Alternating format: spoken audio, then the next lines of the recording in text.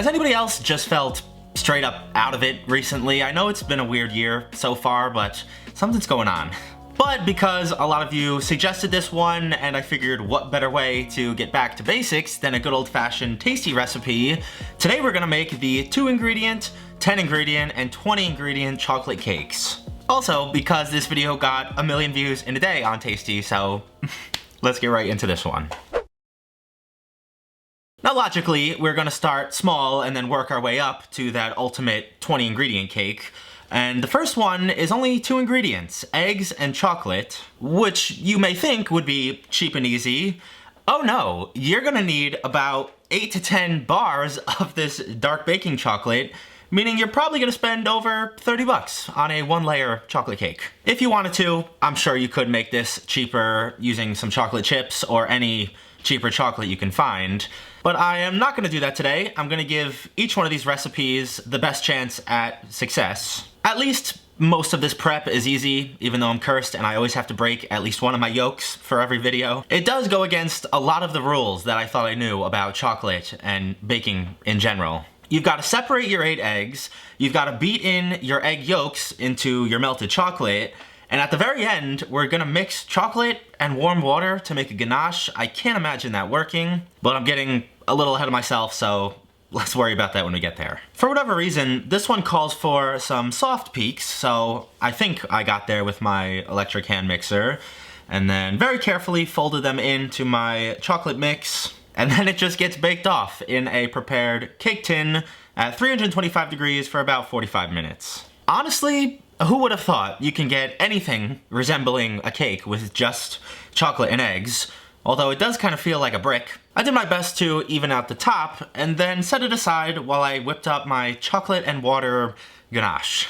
I guess I shouldn't be doubting Alvin from now on, because although this chocolate did seize up right away, when you add in that full half cup of warm water and mix very rigorously, it does come together and look surprisingly good. All that's left to do now is to dump this mixture over your completely cooled cake. Do your best to smooth out the top and then let this completely set either at room temperature or in the fridge, because if you cut this right now, it'll just be a runny mess. Truthfully, I still have my doubts about how this is gonna taste, but let's give it a shot. This does look surprisingly good. I mean, those air pockets in there would make you think there's some kind of chemical leavener, baking powder, baking soda, but no, it's just egg whites. This is weird, man.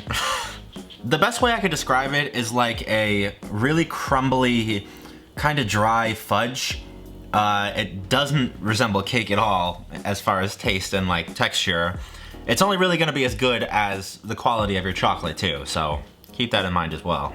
I just think they sacrifice taste and practicality to be able to say it's a 2-ingredient cake. Even just a sprinkle of kosher salt and some vanilla extract or something to make it taste like something other than like crumbly, dry chocolate. I don't hate it, but I don't love it either, so I think we can only go up from here.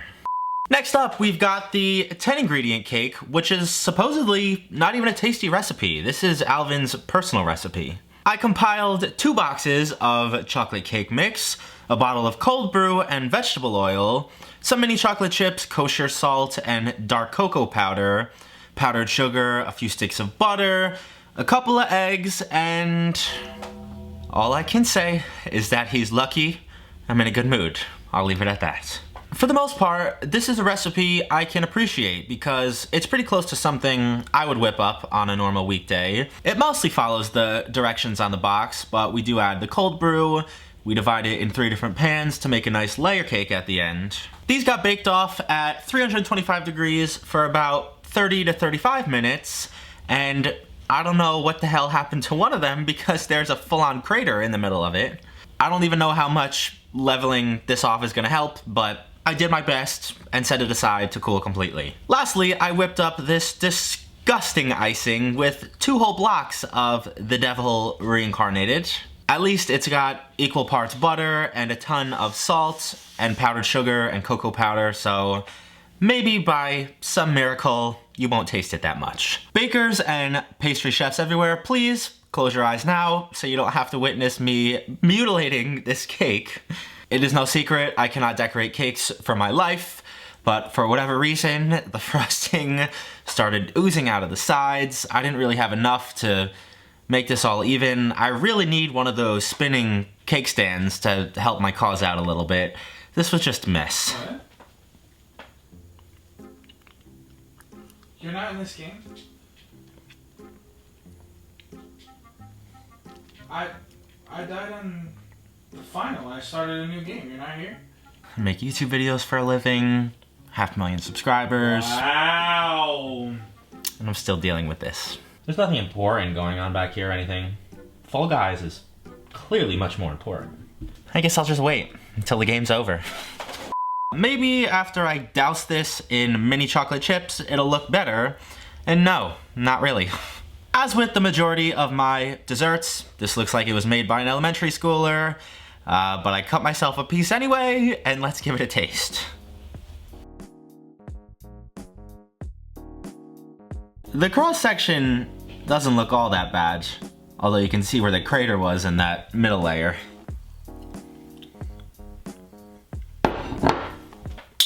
Gross, moving on. For the final cake of the day, we've got Tasty's Ultimate I'm just kidding. I'll give it a review. The cake part is very good, obviously, because it came from a box. It's leavened really well, it's nice and light. It's very flavorful with the cold brew especially. I don't think I would have guessed that it came out of a box. The frosting though, even if you couldn't taste it, I know it's in there. I just have a thing, as you guys know. I swear you can get that like tangy aftertaste, like, ugh. This won't go to waste. There's plenty of other people that will gladly eat this. I am not one of them. Okay, now, last up today is Tasty's Ultimate Chocolate Cake with 20 ingredients. I have already made this 3 times for the channel. I've probably made it 4 or 5 times off the channel because it's that good. And you're gonna need some white sugar and raspberries, Dutch cocoa powder and kosher salt, some fresh strawberries, some flour and dark chocolate, mayonnaise and baking soda, baking powder and some stout beer, powdered sugar, 3 eggs, some butter, some milk, and vanilla extract. Not to be that guy either, but if I'm not mistaken, this is only 16 ingredients. I thought this was supposed to be 20, Alvin, what the hell? But much like my chocolate chip pumpkin spice banana bread from last year, this thing is pretty miserable to put together. You've got to combine your dry stuff, mix that up, and then set it aside. You have to combine your wet stuff and also the espresso powder that I forgot to include in that ingredient list, but it still only makes 17, so I wasn't that off. Thankfully though, the rest of this recipe comes together in your stand mixer, although you do have to beat together your butter and sugar for forever before throwing in 3 eggs, 1 at a time until each one is fully incorporated. You guys know I would never BS you or lead you astray. This recipe is just one of those where all these extra steps are so worth it. You don't need to know or care about the science or chemistry behind all of this, but if you follow this recipe to a T, you will not regret it. It is that good. It's also not like you get overwhelmed with the weird ingredients in this, the espresso, the mayo, or even the beer. None of that comes through on their own. They just come together for this like super complex concoction of deliciousness.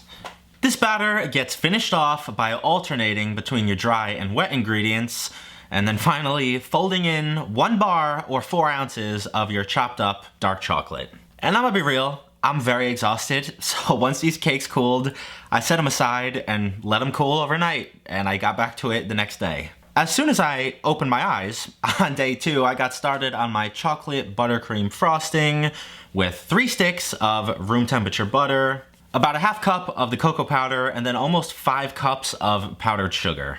I'd like to think I have this frosting recipe down by now, and the most important part is to beat the absolute living heck out of this frosting. When you think you're pretty much done mixing, go another 5 minutes because it can take it. When done right, this frosting is so light and airy and not overly sweet.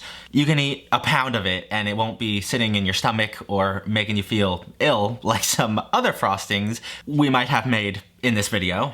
And the only thing left to do now is to toss all your layers of cake and frosting together. I'm just not sure what it is.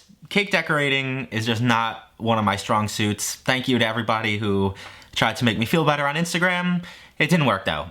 I know I need some help. I don't even have to taste this to know how good it's gonna be and that it's gonna trounce the other two. There's a reason I made this for my, I think, 100th episode, and I only did a handful of recipes for that video.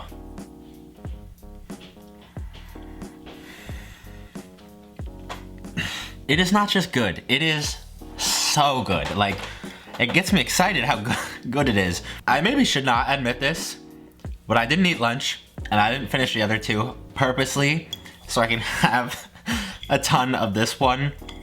It's just so rich and like, I don't know if it's the salt or what, but something gets your salivation going and it's just so addicting.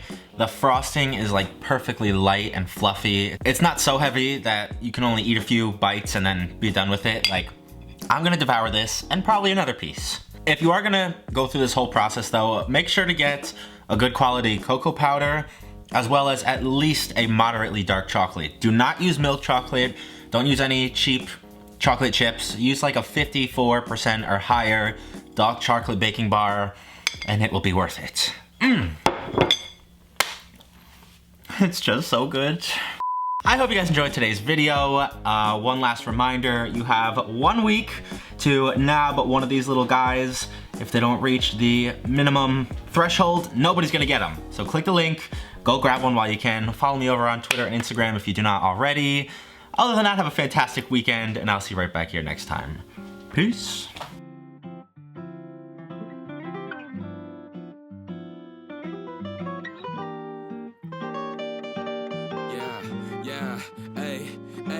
With the M without the AD. Flipping burgers and my money super lazy. Try and make a meal tonight, they ain't paying me. Try and supersize my life with my 18. Yeah, our style wasn't wavy, but we had a vision. We could make